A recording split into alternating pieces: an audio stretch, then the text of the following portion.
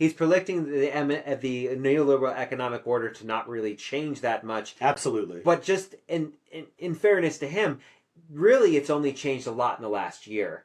Really, in the last year and a half, we've seen a change in the kind of the neoliberal order with this re-rise of nationalism again, because neoliberalism takes power away from nationalism to some degree, not entirely.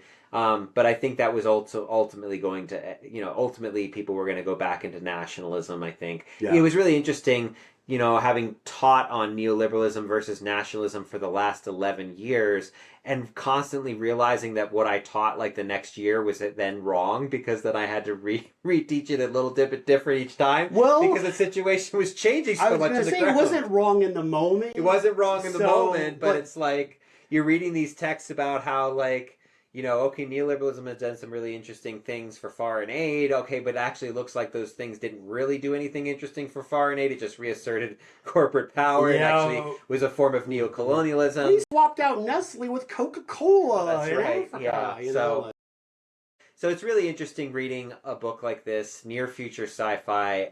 And I think the key thing here that I took away from the book is it's community power. That's really what changes everything in the book. Oh, my contempt for almost everybody that blurbed this book on the cover. I do think it is a good book. I think it is full of good ideas.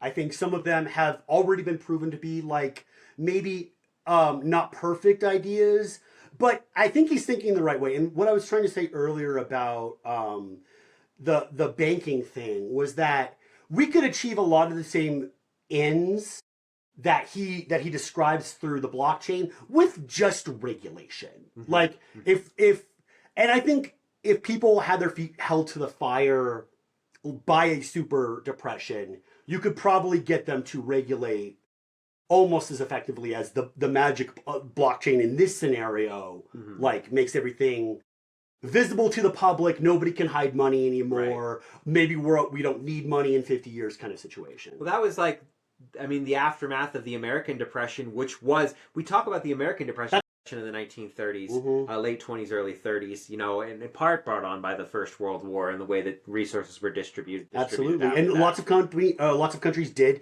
nationalize their banks, and we, instead of doing that, chose to heavily regulate our banks. Right. And because of that, we had a Glass-Steagall, was it? Glass-Steagall, exactly. We had a parity level that is described in one of my favorite bits in this book. One of the favorite little essays is by this lady who was in the Navy for 8 years. And she's like, whenever admirals would come around, I was like, always surprised how chill they were. And then I found out that they make about 8 times as much as I do. Yeah.